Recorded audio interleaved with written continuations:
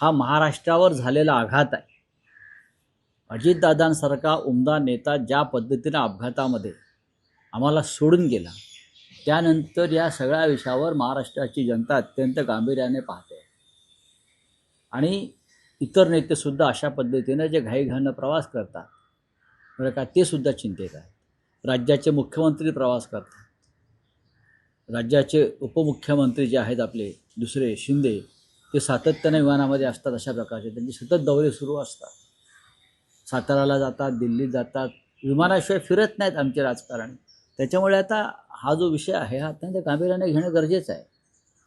काल स्वतः उद्धव ठाकरे, आदित्य ठाकरे हे रात्री उशिरा बारामतीमध्ये पोहोचले।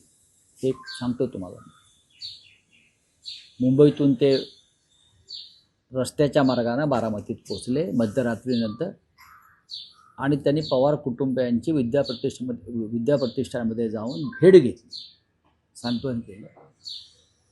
आताही ते पुण्यातच आहेत पक्षप्रमुख। मला वाटतं मनसे प्रमुख, महाराष्ट्र नवनिर्माण सेनेचे प्रमुख राज ठाकरेसुद्धा बारामतीमध्येच आहेत।